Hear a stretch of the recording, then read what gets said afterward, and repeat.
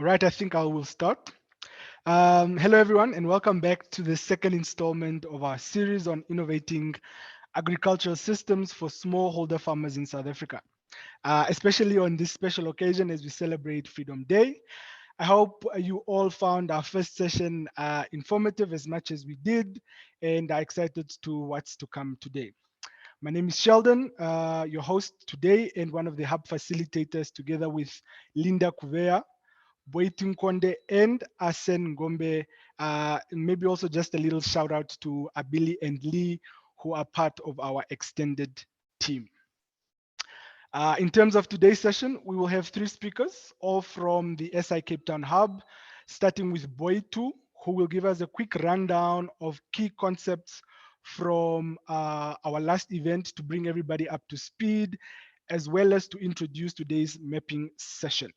Linda will then give us some key concepts on systems mapping, leading into Asen's section on the map walkthrough for the Makhuduthamaga Municipality Smallholder Farm Project, a mouthful, done by RIAHSAH Co. Okay, so the session will be done on our Miro board partly, as well as on our Kumu system mapping software, but a little bit later on that. Okay, next slide, please. So as mentioned earlier, this is our second installment in the series. We've already framed the problem on our first session. We looked at really trying to understand the frame of reference of the smallholder farmers in South Africa. Today's session will look at mapping the system to understand the dynamics inherent in it, but more a little bit on that. Boitu will cover us with regards to the details there. And then we have our last session in this series on the 11th of May that will look at building an ecosystem that enables the flourishing of smallholder farmers in South Africa. Might I just add, we did go a little bit viral with our last event. I think it had a lot of people talking about this topic, and I think it just shows that it is really a topical conversation and very important one to be had. And I think we like to see this kind of engagements with very sort of timely conversations. Okay, and the next slide, please.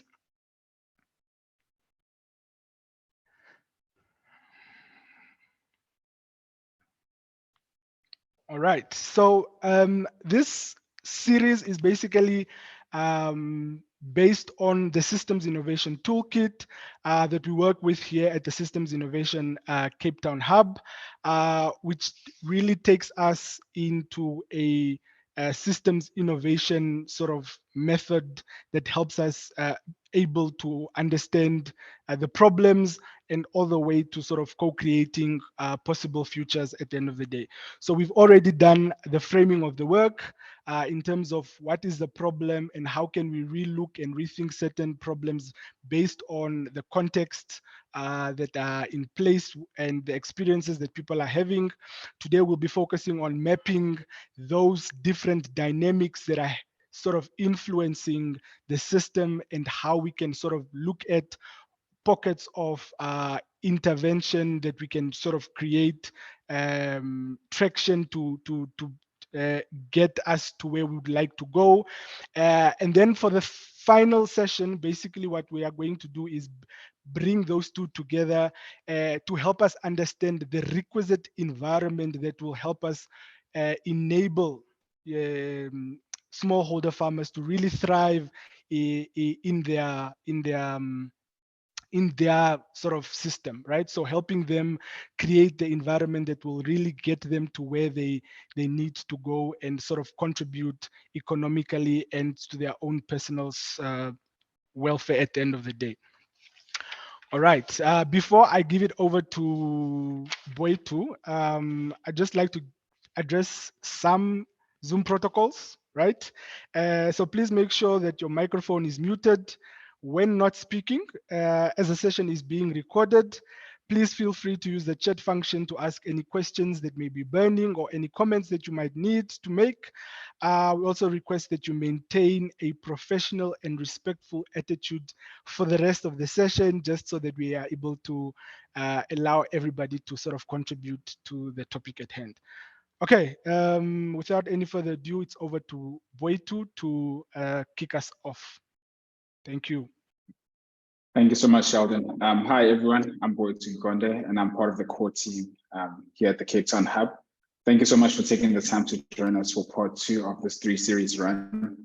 In the previous session, Linda and Austin took us through the whole process of framing the challenge, which is what Sheldon was referencing to. We're looking at innovating agricultural systems for smallholder farmers in South Africa. An important aspect of that session was understanding the analytical and holistic thinking.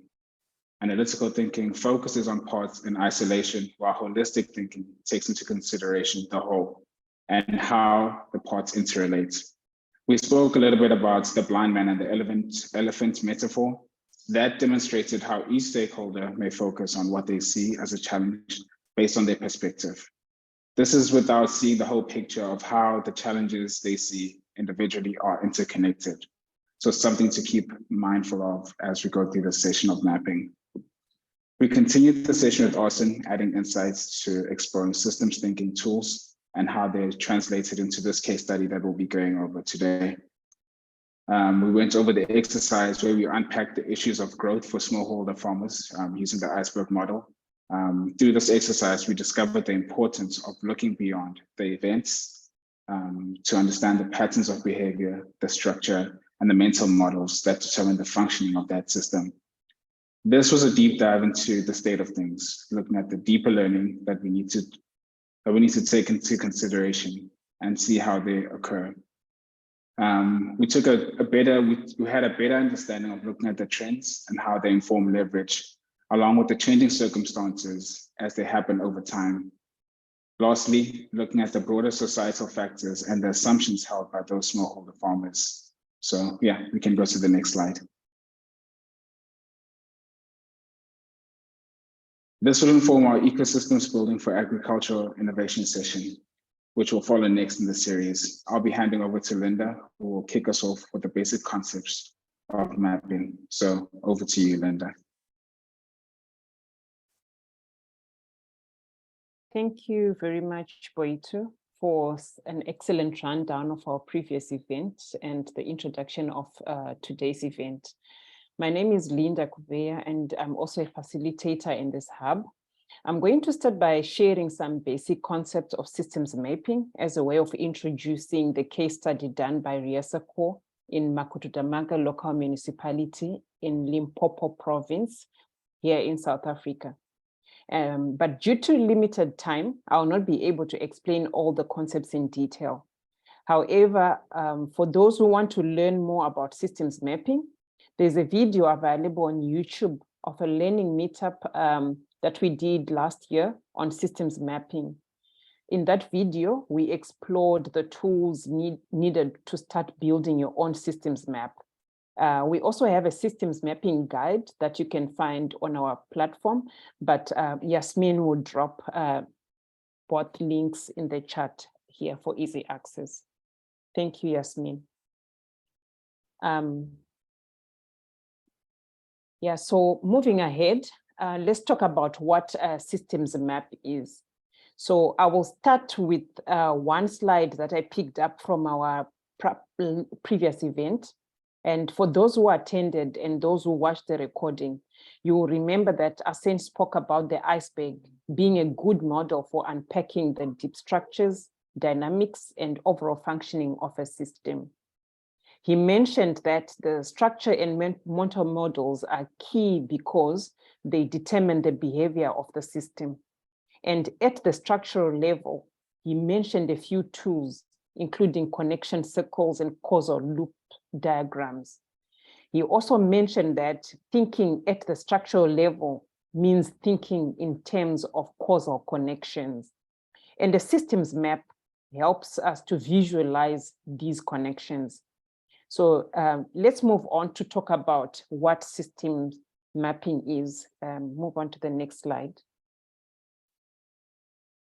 Yeah, so systems mapping is a powerful tool for understanding complex systems and identifying how different variables and relationships within a systems interact and influence each other over time. And by creating visual representations of these systems mapping can help us identify key factors that affect the behavior of the system and predict how it will respond to different inputs and changes. Through this process, we can gain a deeper understanding of how complex systems work and develop effective strategies for managing and improving them. And systems mapping is used in a wide range of fields, including business, engineering, environmental science, social policy, and many others. But every system has a boundary, and the boundary refers to the line that separates the system from its environment, as you can see on the slide. It defines what is inside and what is outside the systems, and it helps to distinguish the system from its outside surroundings. And when mapping a system, it is important to define the boundary in order to provide clarity and understanding about what is included in the system and what is not. And it also helps us to establish the scope of the system and what can actually affect it. And then inside the system now, we find nodes, as you can see on the slide. And in a system, nodes refer to the individual components or parts that make up the system. And these components can be physical or like machines and equipment in the case of smallholder farmers. They can be non-physical, such as processes or tasks, like skills that smallholder farmers need, or finances that the smallholder farmers also need to access. Yeah, next slide, please. So now I will quickly take us through some very basic elements of a systems map. Like I mentioned earlier, we don't have time to go through everything, but this is just so that when Asen comes with the map, we have an idea of the elements of a systems map. So variables in systems mapping refer to the key components of a system that affect or are affected by other components. And these can include physical objects, people, organizations, and factors that influence the behavior of the system. And thinking about our case study, variables in a smallholder farming system can be economic factors, such as lack of funding or lack of market information, or social factors, such as poor communication among farmers in a cooperative. And then we have relationships. So in systems mapping, the relationship describes the connections between different variables within the system. And these relationships can be direct or indirect, and they can have a significant impact on how the system operates and changes over time.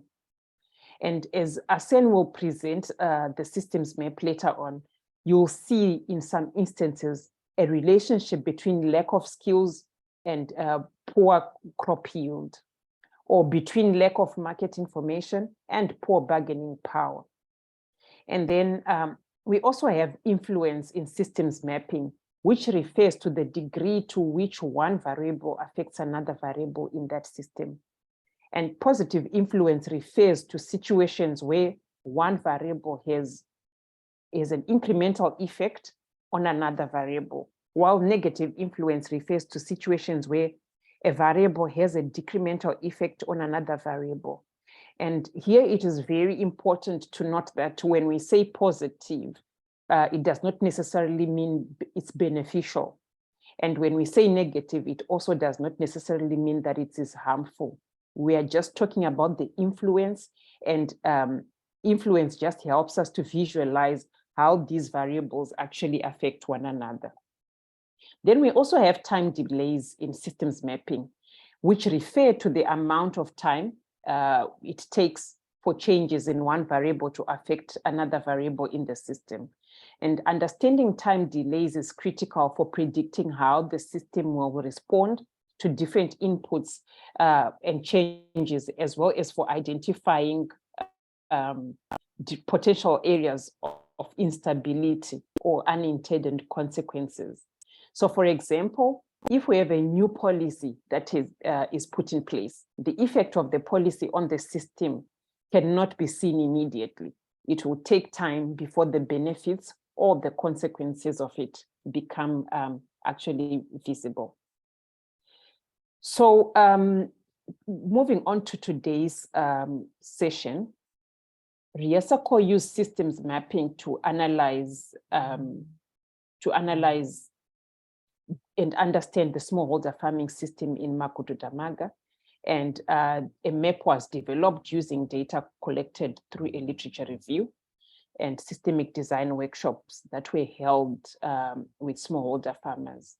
So we have mentioned RIAHSAH Co a couple of times, and you might be wondering, who is RIAHSAH Co? So RIAHSAH Co is a think tank and social enterprise working in the social sector in Africa to tackle complex social challenges using futures and systems thinking as well as research. And RIAHSAH Co is work is centered around the design and implementation of innovative impact projects, strategy development, and capacity strengthening.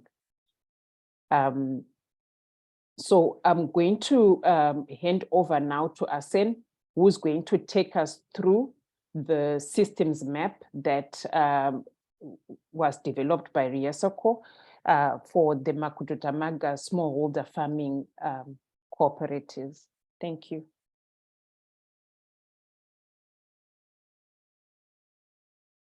Over to you, Arsene.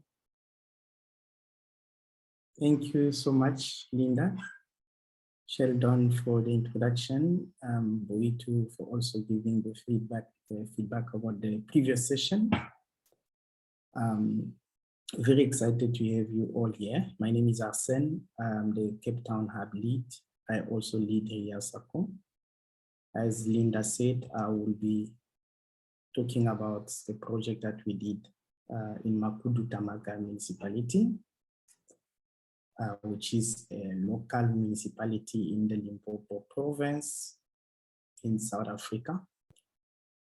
While I'm waiting for the map to open,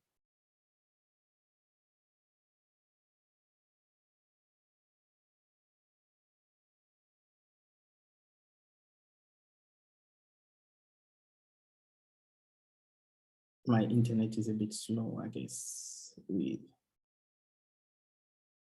load shedding situation.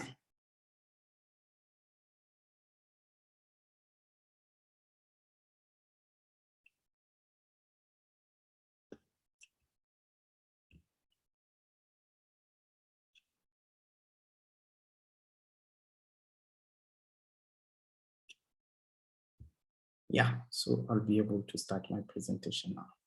Sorry about that. The link is not available for the map because as I don't know if Linda, well, I didn't mention that, but the project is an internal project. We didn't share it, and also the map is still a work in progress. That's why you will see that when I present, I will talk about the high level kind of stuff. I'm not going to go too much into detail. So as I said, RIAHSAH Co work on a research project in Makhuduthamaga Local Municipality in Limpopo. The main objective of the project was to conduct a feasibility study and develop a business plan that will guide the municipality in directing the transition of the current subsistence farming practices into commercial farming. And this is also that they could establish agriculture as one of the major economic drivers in the municipality. As I said, Makhuduthamaga Local Municipality is situated in Sekhukhune District Municipality in the Limpopo province in South Africa. The municipality has an agricultural economy mostly dominated by large-scale commercial farming with a poor smallholder-based production system in the deep rural areas. The majority of disadvantaged farmers within the municipality are not part of the mainstream agriculture. That's the main issue, and that's why the municipality is putting so much effort to try and leverage that. Today, so far, been practicing smallholder farming, which is characterized by low production, poor access to land, poor access to inputs and credit, so on and so forth. So if we have to think of the policy framework, agriculture activities identified by the policy framework as a key sector in achieving the local economic development. A common aspect in these policies is the targets that they set for increasing agricultural productivity and rural development.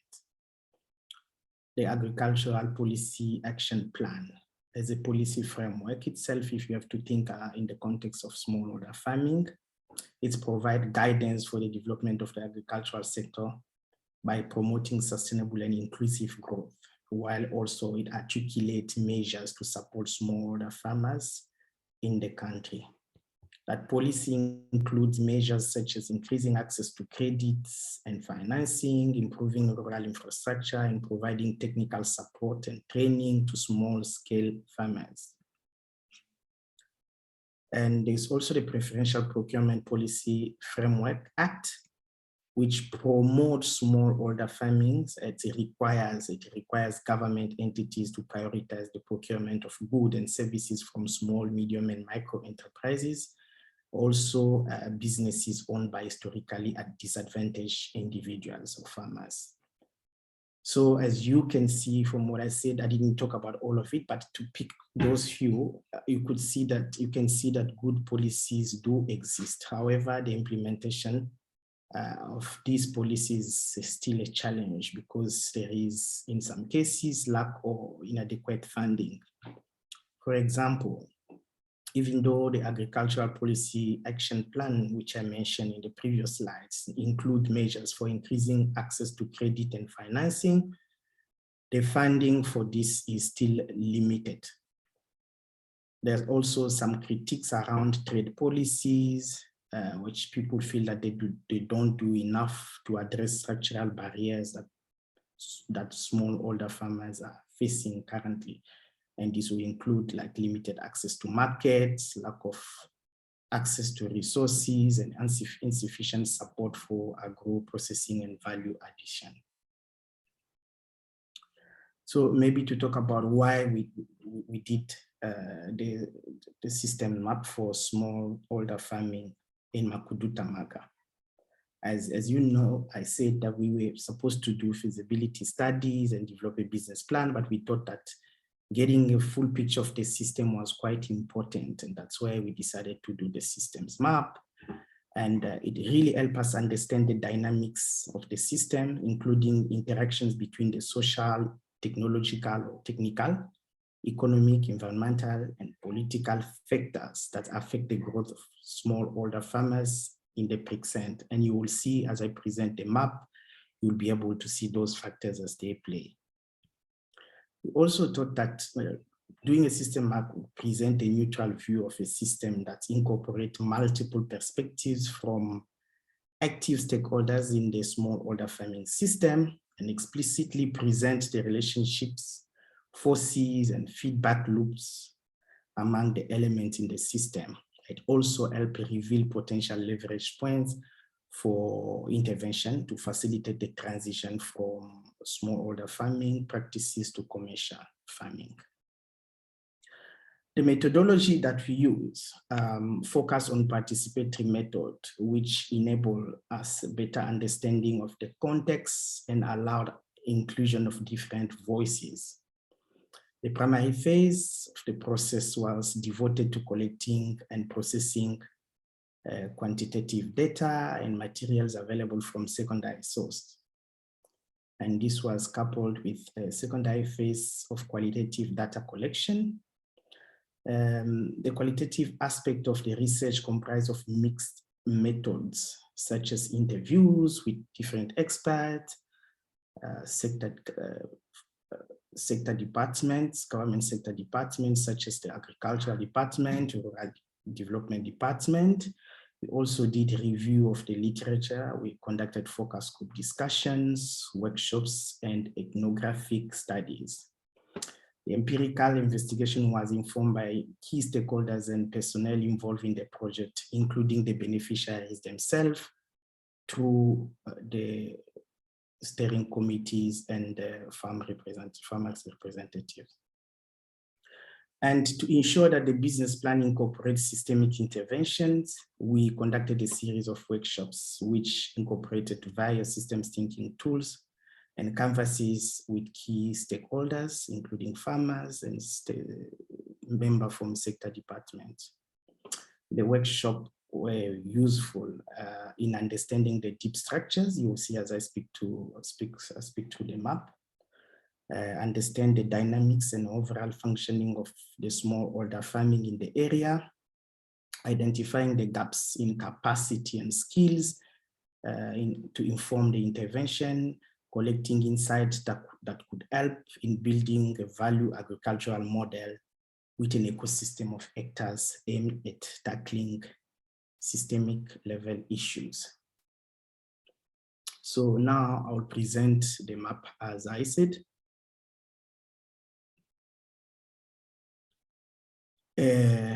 This is again to say that this is kind of high level map. I will start with the deep structure, but before I go there, as I said, you will see the regions that I was referring to, right? So you see these are the lighter orange represent the political factors. The darker green here represent environmental factors. Here we've got economic factors, and here you've got technological or technical aspect. You won't be able to read everything, I'm sorry, unless I zoom it. I just want to give you a full picture.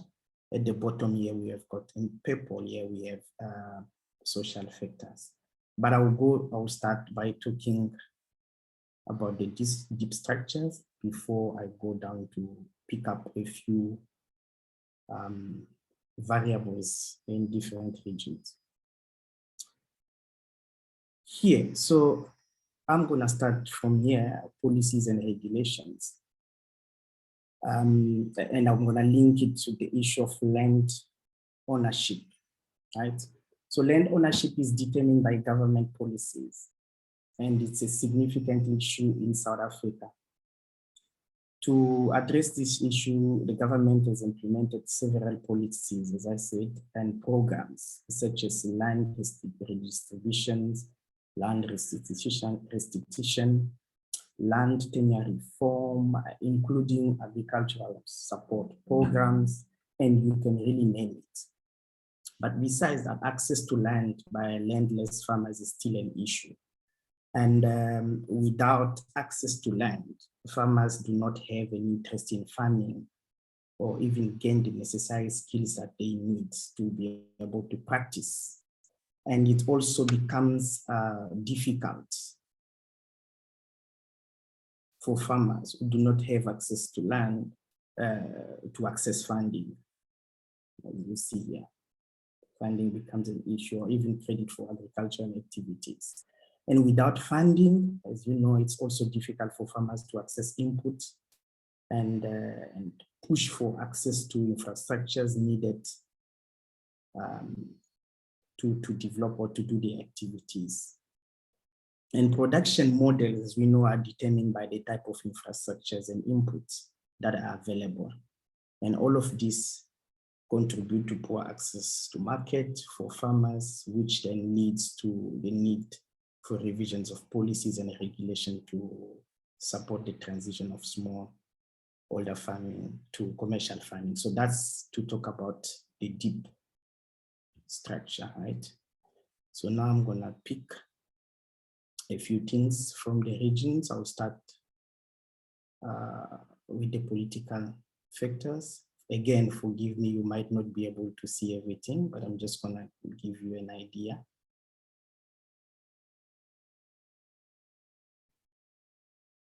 Okay. So I'm looking at the inadequate policy and regulatory environment. This issue makes it difficult for smallholder farmers to access funding and market, as I said, talking from the deep structures. Now I'm trying to expand a bit. And with this, it becomes very difficult again to increase their productivity or their production. And as I was speaking about policies, for example, if you think of the Comprehensive Agricultural Support Program, CAPS, it's a provision for agricultural development in South Africa, and its role is to provide funding and technical assistance to small holder farmers and agricultural schemes that exist there. And as we were doing the project, we find out that the implementation of its implementation efforts in the past has focused more on mainly infrastructure provision and leaving the funding aspect out. And that has been really challenging if you have to think about it. And if I have to zoom here, the map, you will see that this issue of policy is also, if you'll be able to see this,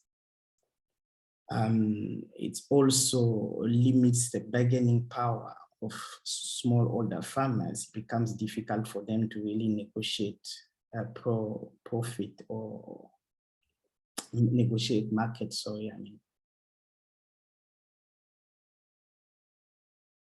And since I spoke about bargaining power, I think I'm just going to zoom a bit there and unpack it a little bit. Yeah, I hope you can be able to see. If you don't read everything, forgive me. So yeah, so what we also find out was, and I'm talking about bargaining power here, we found out that there is high competition in the market, which makes it difficult for smallholder farmers to negotiate better prices and terms. And they also lack access to information about issues like our market prices, lack of information about production techniques, or other important information leading to limited value of agricultural products and poor market expansion.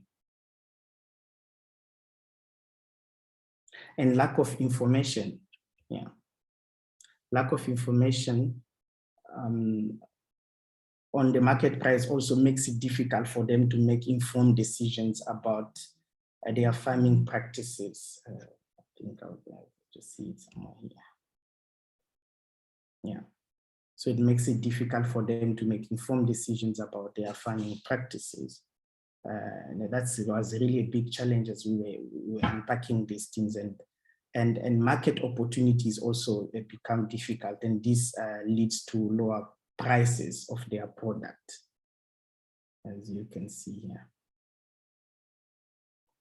Yeah, and going back to the political aspect again, because that's quite interesting, where I was talking about inadequate policies and regulatory environments.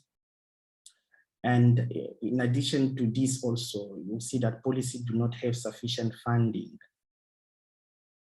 to support or to empower smallholder farmers to become proficient in marketing their produce.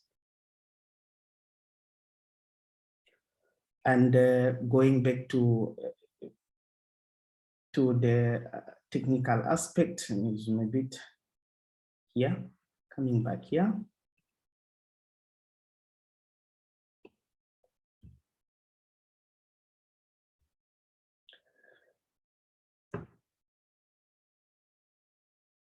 Here, the issue that we found as we were doing mapping here was around the cost of new farming practices and technology. It's very high for smallholder farmers to afford, and mainly because they lack access to credit, as I said, and other financial resources.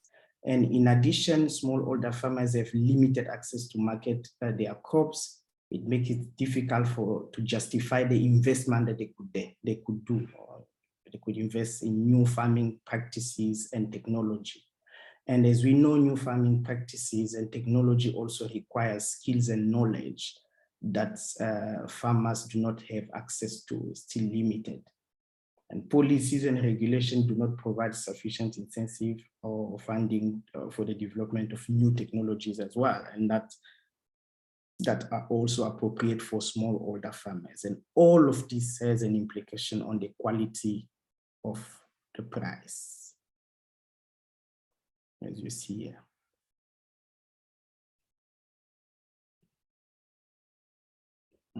So yeah. So going back to the issue of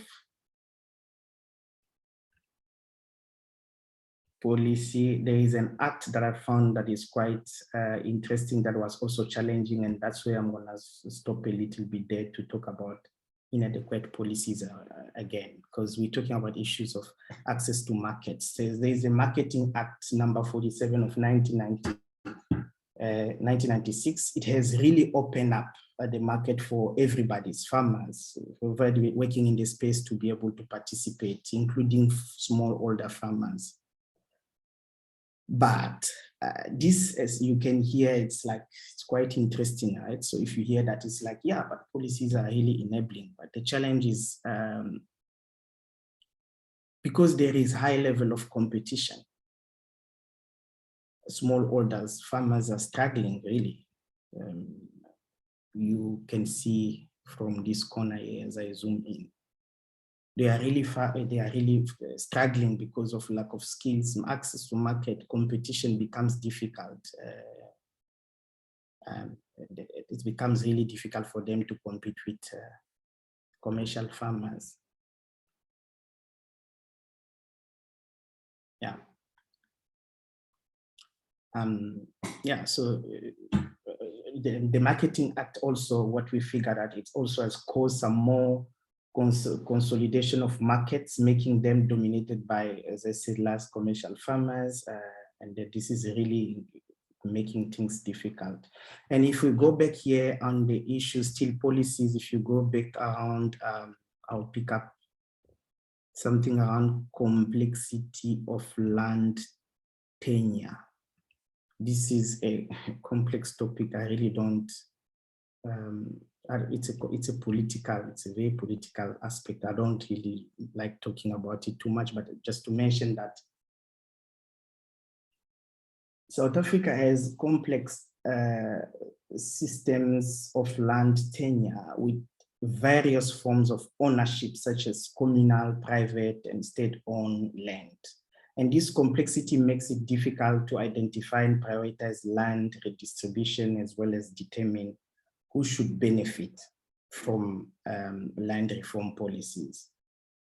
The government has limited resources to fund land reform programs, which then limit their effectiveness. And this has resulted in slow progress in the acquisition and redistribution of land to the landless people. And also small-scale farmers.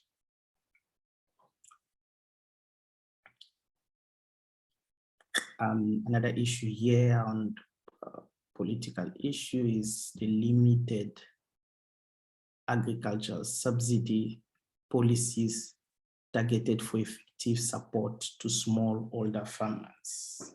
This, as you see, if you zoom a little bit, yeah, it's really leading to limited ability of farmers to earn a living or a livelihood, in the sense that they can acquire input or machinery at the subsidized prices, which is true, but it has been happening. It hasn't been happening properly. And as a result, it also becomes difficult for them to grow their incomes, and it's keep on reducing. And finally, if I have to touch, as I said, I'm not going to touch on everything because of time. I will conclude by talking about the social aspect or social factors. And for those who attended our previous session, I talk about it a lot. I was using that as an example, actually, to talk about it. I speak about the issue of poor communication mechanism in the cooperative model. So the government has been, the the way the municipality has been supporting smallholder farmers in most of those places has been through creating or supporting them to create cooperative, come together, put their effort together, put land and start operating as cooperative and benefit from skills development programs and also linkages to market and stuff like that. But that model has been very challenging because of one of the issues is a poor communication mechanism. And that leads to unequal power dynamics between cooperative leaders and farmers, which in turn leads to conflict among farmers. And conflict among farmers.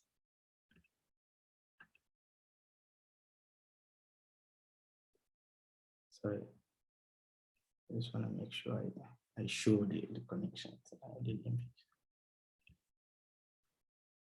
Yeah, so the issue of conflict among farmers, because of, as I said, lack of clarity on contractual obligations between the cooperative and the strategic partners, especially around the issue of profit sharing and market information, has made the cooperative model to be ineffective. It has also damaged the individual and collective welfare, as well as the economic interest of members in the cooperative. And this has been the cause of the conflict. If you see the loops, I'm sure when you hear, you see a lot of balancing loops and stuff like that. The other issue that is important when we talk about social aspect is the traditional land use practices. In the place where we work in Makhuduthamaga and in most rural areas in South Africa, this issue reinforces gender inequality in agriculture. And it's done that by limiting women's access to resources and decision-making power. And it's also perpetuating cultural and social norms that prioritize men control over land and productive resources. One key way in which this manifests really is through the customary laws and practices surrounding land ownership and inheritance. In communities where we worked, land is typically owned by and controlled by men, and women have limited right to access or control land. And this has significant implication for women's ability to participate in agricultural productions, generating incomes. So women often lack the resources and supports they need to cultivate their own land and access market, which then limits their potential to engage in productive agricultural activities. So as you can see, addressing these barriers and increasing the participation of all groups, particularly women and youth in agriculture, is critical for sustainable economic development in South Africa, but also in the place where we work. Policies and programs, we believe, and this was one of the recommendations that we were giving, is like they really have to provide access to land, access to education, financial resources, as well as address those cultural and societal norms. If they do that, it really can help to promote greater participation of women in agriculture. So that's where I will stop. Thank you so much.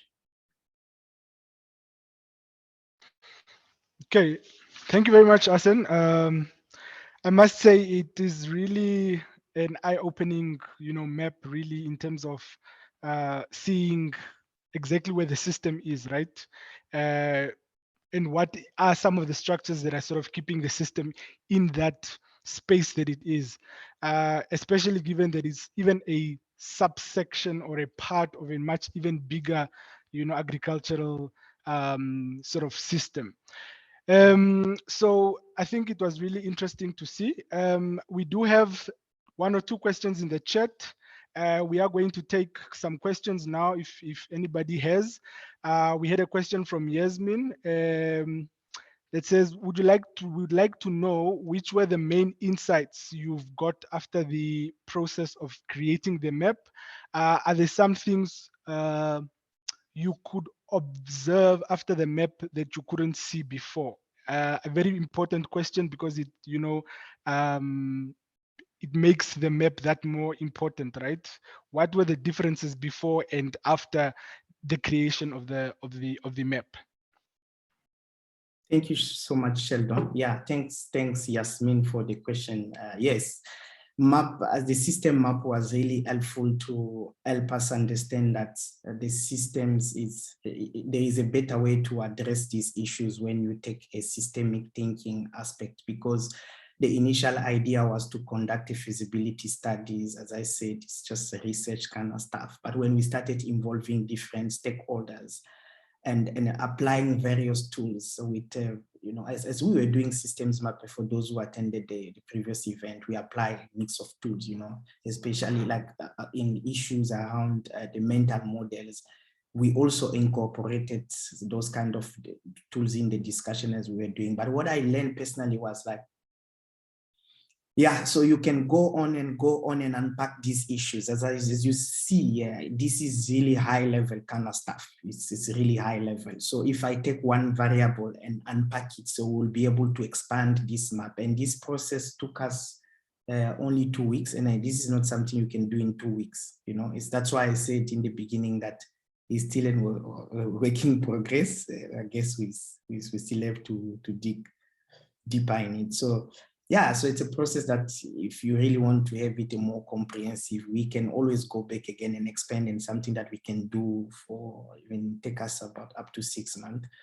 But it was good, although the time was very limited. It was good in terms of participation because we had a group of people, and in total, the first workshop we had like close to 40 people, and then the second one was 60. Like all in all, the number was quite large. And as we were getting more people to come and talk, we were also digging down and taking more information that were quite relevant. Yeah, so systems was really good for us to understand those deep structures that I mentioned. Yeah, and yeah, thank you. Yeah, maybe okay, I can. Yeah, maybe I can also add, Sheldon, to say that having had my hand on the map as well, supporting ASEN in this.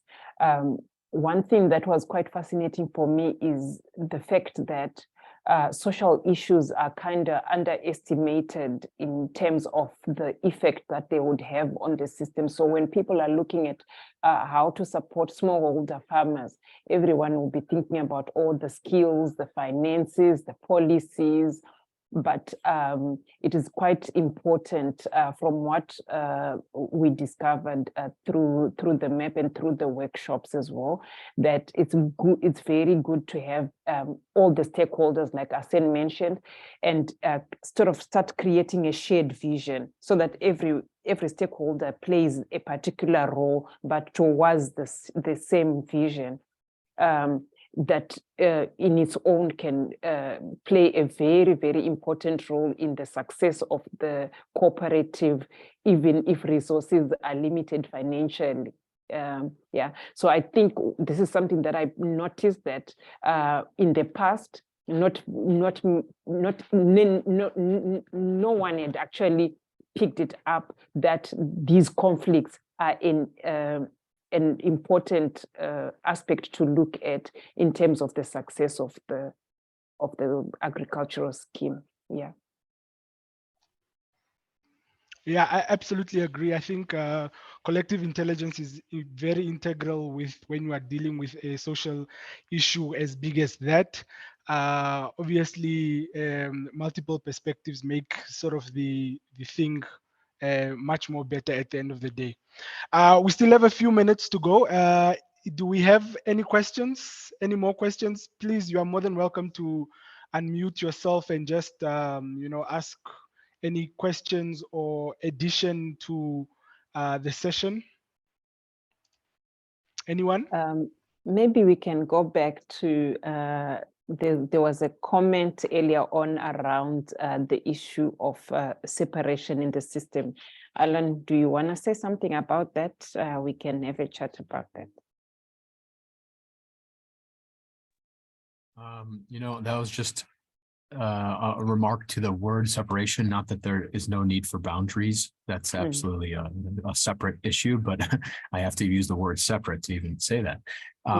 But just to know that when we're separating things, kind of like in the reduction versus holistic thinking of things, neither one is a bad thing in and of itself. It's when you use just one over another and not using all the tools in your toolbox. So in addition to something like a systems mapping, which is really good in the early process, using the tool Kumo, I also mentioned earlier, there's a tool I came across because I met the developer through a course I was taking by accident. And they're like, yeah, we actually have another thing called social systems mapping using this app called Sum app, greater than the sum. That's where they're coming at that from. Interesting. So that's a separate message I said earlier. And then my most recent message, right, as you were saying, you were actually calling me up here. I mentioned something called the pro-social framework, which I like to spread the message about. It evolves the work of Elinor Ostrom, who solved for the tragedy of the commons. And so she went around and did ethnological studies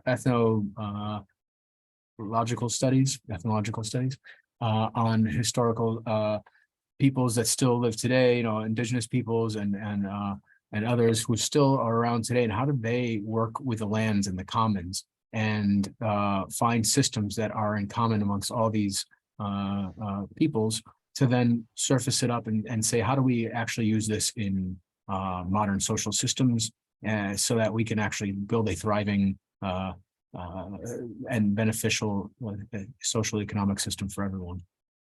And these are the 8 core principles that they've developed.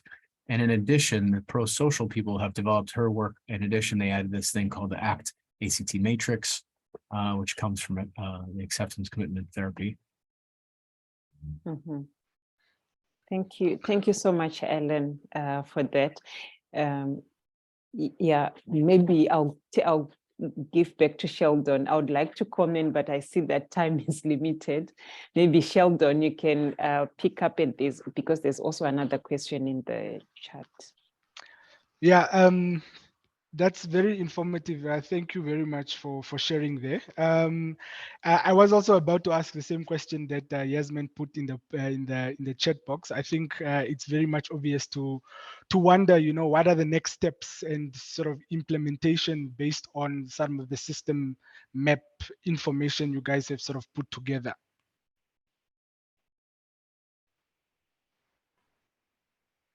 Asen, do you want to answer that, or you want me to pick it up? Yeah, so the next is this information help us to develop the business plan, which we are still busy working on. And when I say business plan, this is like part of, for those who are familiar with how the municipality works, the municipality has a program called the Integrated Development Plan, which is a 5-year plan program where that guides their development. So, and there will be sector departments there because they have different sector departments for rural development department and agriculture and social development and so on. So the whole idea is to now consolidate this information and align it with the different programs of the sector department. And from that, they will now start, and there is an action plan to that, toward, like, they will put in place to see how they can now start supporting the smallholder farmers. And it will have issues around how to increase capacities, how to build values in the to build agricultural value chain, and how to increase issues around access to funding, expand access to the market. I'll talk about bargaining power, which is a big issue. And that is, I didn't take you through the whole map, but all those issues that I showed, they are somehow connected one another, and linking with especially social issues, which Linda mentioned. It's quite deep, and that's where we feel like more work need to be done on sensitizing people to be, it's issues around mental model also that need to take place in there. So yeah, so that's what we're working on, and I guess it also offers an opportunity to expand, to do further research. Yeah, so that's what it is for now. I hope. All right. Yeah, I think it does give us some clarity on that. So yeah, thank you. Are there any other questions, any burning issues that you want to maybe just get out before we end the session, because we have come to the end of the session today?